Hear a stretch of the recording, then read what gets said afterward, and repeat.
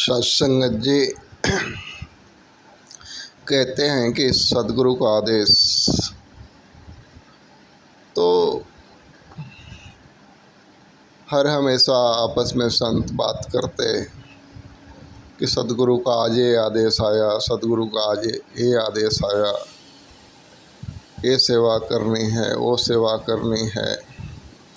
यहाँ जाना है, वहाँ जाना है। लेकिन इसके साथ साथ अगर एक शब्द में समझें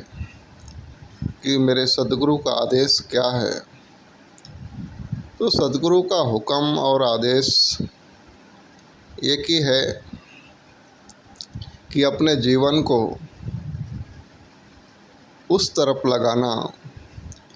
जिस तरफ लगाने से आपका जीवन एक भक्तिमय हो, एक आनंदमय हो, जिस तरफ जाने से आप एक चरित्रवान इंसान बनते हैं, एक शुद्ध पाक इंसान बनते हैं, जिस तरफ जाने से आपके जीवन की ग्रोथ है, आपके जीवन से जो है कि एक जीवन ऐसा बन जाए आपका जो खुद भी सुखद हो, एक आनंद वाला हो और औरों को भी सुख प्रदान करने की क्षमता आपके अंदर आ जाए। ये कहते हैं कि अगर किसी ज़रूरतमंद की सेवा करनी है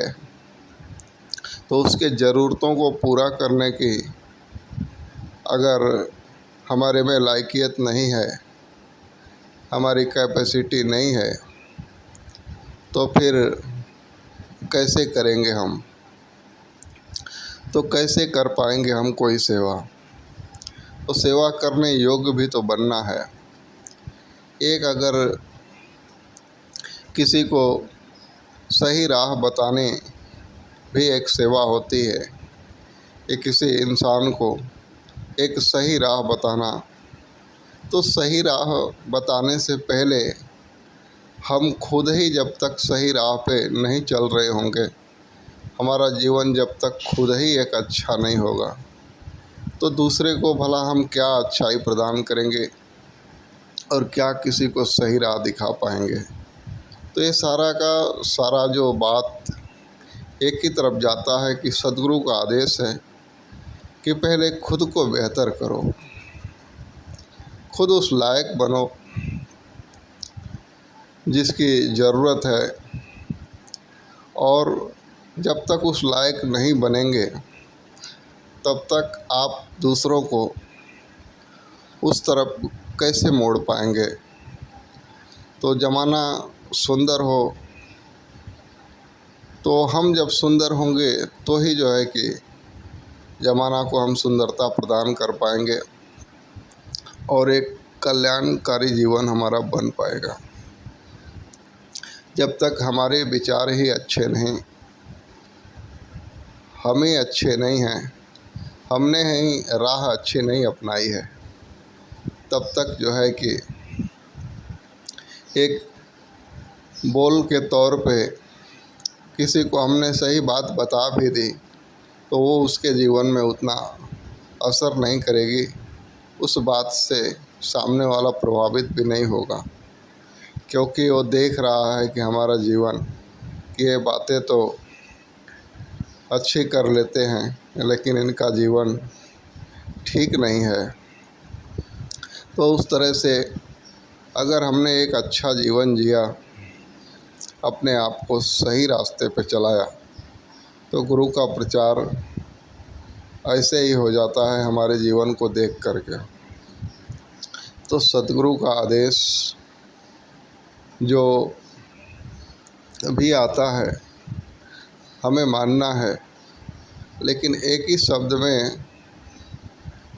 आदेश यही है कि खुद के ऊपर काम करना, खुद को एक सदगुरु जैसा चाहता है वैसा जीवन को बना लेना। और सदगुरु चाहता क्या है, एक माली अपने बगिया के बारे में क्या चाहता है, उसकी चाहत होती है कि ये बगिया जो है कि एकदम हरी भरी हो, एक विकसित हो, इसमें अच्छे अच्छे फूल लगे, फल लगे और बड़ी सुंदर दिखे, एक लुभावन हो जाए कि हर कोई जो है इस बगिया में आना चाहे। तो वही हमारे जीवन का सद्गुरु जो है यही चाहते हैं कि हमारा भक्त जहाँ भी हो, कोई भी कमी ना हो, हर तरफ से तन करके मजबूत हो, धन करके मजबूत हो और मन करके भी एक अच्छा विचारधारा वाला इंसान हो। तो आइए उस चीज़ को हम जीवन में देखें कि हम तन से भी तंदुरुस्त रहने का प्रयास करें। अपने तन जो मालिक ने दिया है उसको भी निरोग रखें, सही चीज़ों का खान पीन करें, सही तरीके से रहें और धन करके भी हम निर्धनता को ना अपनाएं, धन करके भी आगे बढ़ें। क्योंकि जब वही पहले ही बात दास ने की कि जब हमारे पास रहेगा तो ही हम किसी की मदद कर सकते हैं, रहेगा ही नहीं तो हम खुद ही भिक्षुक बने हुए हैं, तो भला किसी की क्या मदद करेंगे। तो इसलिए कहते हैं कि धन करके भी आगे बढ़ने का प्रयास रखें जीवन में, कि ज़्यादा से ज़्यादा एक अच्छे तरीके को अपना करके धन भी अर्जन करें और मन करके एक अच्छे विचारधारा का मालिक बने। हमारी मानसिक स्थिति एक बेहतर होनी चाहिए। सद्गुरु का यही आदेश है कि तन मन धन निरंकार का है, निरंकार का समझो। तो आप ईश्वर की दी हुई चीज़ को किस तरीके का रखें, वो जिम्मेदारी मिली है। ये पहला प्रण जो है, कहते हैं ना कि तन मन धन निरंकार का है, उसका समझो। तो उसने आपको दिया है। समझने का मतलब ऐसा नहीं है कि ध्यान ही नहीं देना अपने तन पे, ध्यान ही नहीं देना अपने धन पे और अपने मन पे, बल्कि ध्यान देने की ज़रूरत है। क्योंकि परमात्मा ने तन मन धन हमें दिया है, तो उसकी दी हुई चीज़ को कैसे रखनी चाहिए। तो ये जो है कि बात को हम समझें और एक सुंदर जीवन जी पाएँ। प्यार से कहना, धन्यवाद।